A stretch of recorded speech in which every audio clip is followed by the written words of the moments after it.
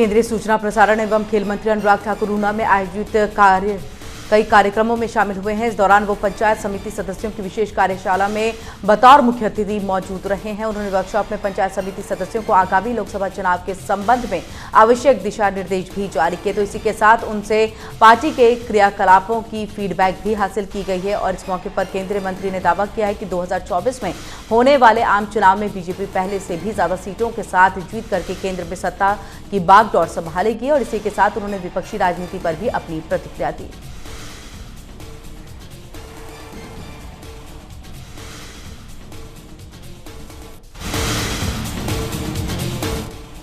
नाहन के विधायक अजय सोलंकी ने कहा है कि देश भर में हिमाचल एकमात्र ऐसा राज्य बना है जिसने अपने आपदा प्रभावित लोगों के लिए अलग से राहत पैकेज जारी किया है। उन्होंने सीएम की तारीफ करते हुए कहा है कि सीएम सुखविंदर सिंह सुक्खू की अगुवाई में लगातार प्रदेश के जनता के हित में फैसले लिए जा रहे हैं। उन्होंने कहा है कि प्रदेश में हाल ही में आई प्राकृतिक आपदा को लेकर के सरकार बेहद चिंतित है और यही वजह है कि पीड़ितों को राहत देने के लिए बहुत जल्द मुआवजा राशि दी जाएगी।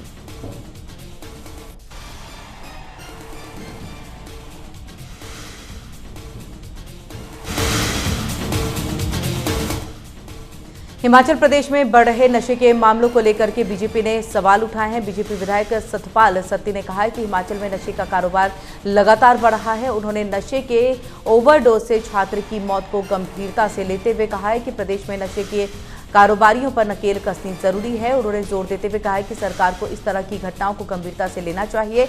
इसके साथ ही विधायक सतपाल सत्ती ने कहा है कि आने वाले चुनावों के लिए बीजेपी तैयारी पूरी हो चुकी है और उसका परिणाम पार्टी के लिए सकारात्मक होगा। तो इसी के साथ उन्होंने विपक्ष के गठबंधन पर भी सवाल उठाए।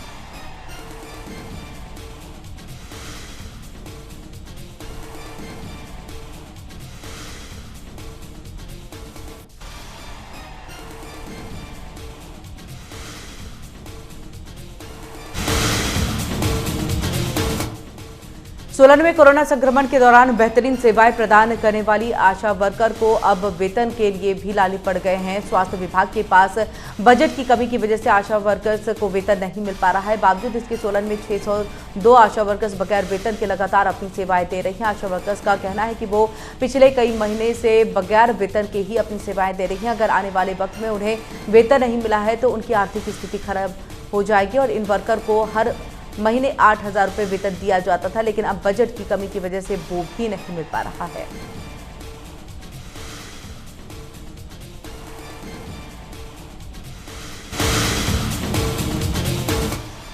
हरियाणा के गैंगस्टर योगेश कादियान के खिलाफ इंटरपोल ने रेड कॉर्नर नोटिस जारी कर दिया है। बता दें कि झज्जर का रहने वाला योगेश कादियान कुछ महीने पहले ही फर्जी पासपोर्ट के जरिए अमेरिका भाग गया था।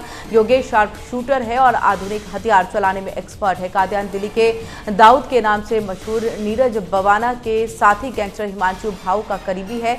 ये सब लॉरेंस बिश्नोई गैंग के खिलाफ विरोधी बम बिहा गैंग के सिंडिकेट से जुड़े हुए हैं। सुरक्षा एजेंसियों का कहना है कि अमेरिका में पहले से छिपे हुए बैठे गैंगस्टर हिमांशु भाऊ के साथ योगेश कादियान भी रह रहा है। इसकी भनक लगते ही इंटरपोल ने उसके खिलाफ रेड कॉर्नर नोटिस जारी किया है।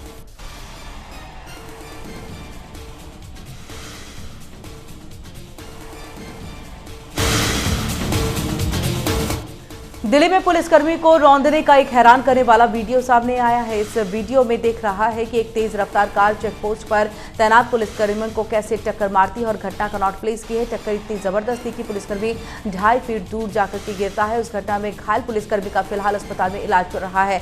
घायल कांस्टेबल की पहचान रवि सिंह के रूप में की गई है और मामले की जांच में जुटे पुलिस अधिकारियों के मुताबिक घटना 24 अक्टूबर रात करीब 1 बजे के आसपास की है। घटना जिस समय हुई है उस दौरान पुलिसकर्मी का नॉट प्लेस में एक पिकेट पर अपनी ड्यूटी पर तैनात था।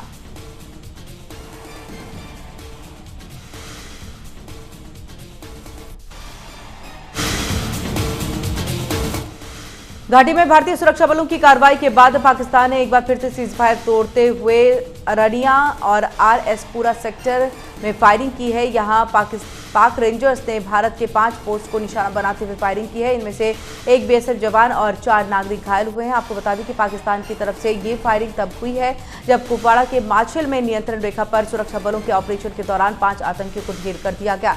बीएसएफ के वरिष्ठ अधिकारी ने बताया कि पाकिस्तान रेंजर्स ने रात करीब 8 बजे भारतीय चौकियों पर बिना उकसावे की गोलीबारी की है और भारतीय सैनिकों ने इसका मुंहतोड़ जवाब भी दिया है।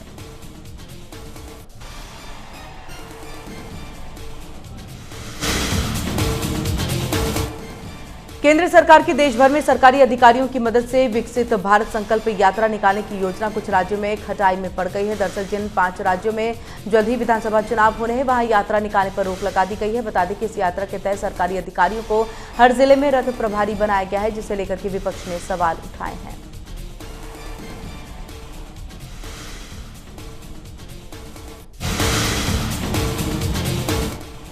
प्रधानमंत्री नरेंद्र मोदी ने प्रगति मैदान के भारत मंडपम में 7वीं भारतीय मोबाइल कांग्रेस 2024 देश का शुभारंभ किया है।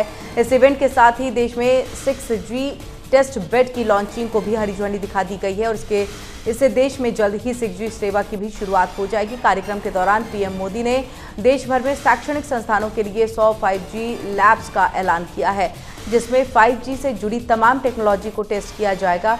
29 अक्टूबर तक चलने वाले इस कार्यक्रम में भारतीय टेलीकम्युनिकेशन से जुड़े और भी कई बड़े ऐलान हुए हैं। देश के जिन राज्यों को इससे जोड़ा गया है, उनमें दिल्ली, पंजाब, राजस्थान, बिहार, उत्तर प्रदेश, पश्चिम बंगाल, उत्तराखंड समेत कई अन्य राज्य भी शामिल हैं।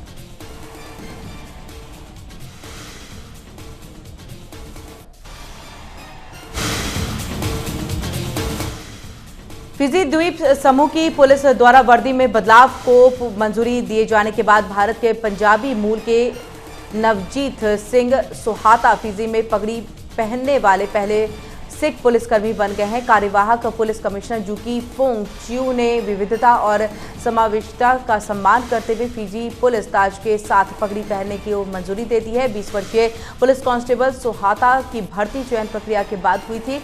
वो नासोवा में बेसिक रिक्रूट्स कोर्स प्रशिक्षण लेने वाले 66 सदस्यों के बैच में से एक है और फिजी में पहले सिख कांस्टेबलों को 1910 के दशक की शुरुआत में भर्ती कराया गया था, लेकिन तब से लेकर के अब तक पगड़ी पहनने का अधिकार नहीं दिया गया था।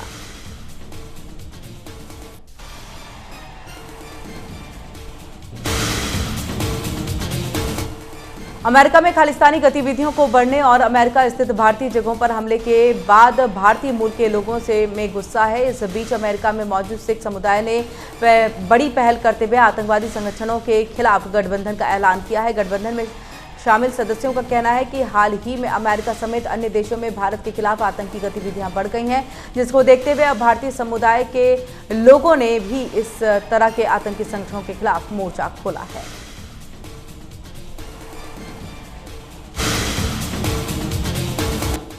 इजरायल और हमास के बीच जंग पिछले 21 दिनों से जारी है। इस जंग में अब तक 7,000 से ज्यादा लोगों की मौत हो चुकी है। इजरायल ने गाजा पर करीब 3 लाख से ज्यादा सैनिकों की तैनाती की है, तो इसी के साथ सभी सीमाओं को सील कर दिया गया है। इजरायली आर्मी के चीफ ने कहा है कि इजरायल पर हमले करने वाले किसी भी दोषी को बख्शा नहीं जाएगा और जब तक हमास का खात्मा नहीं हो जाता।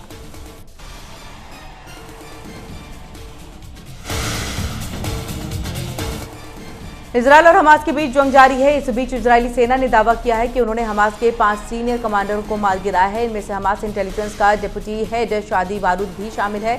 वो इजरायल पर हमले करने वाला मुख्य कमांडर यहाना सिनवार के साथ मिलकर के काम करता था। दूसरी तरफ हमास ने दावा किया है कि इजरायली हमले में 50 बंधकों की मौत हो गई है। इसके पहले हमास ने दावा किया था कि 20 बंधक इजरायली हमले में मारे गए हैं।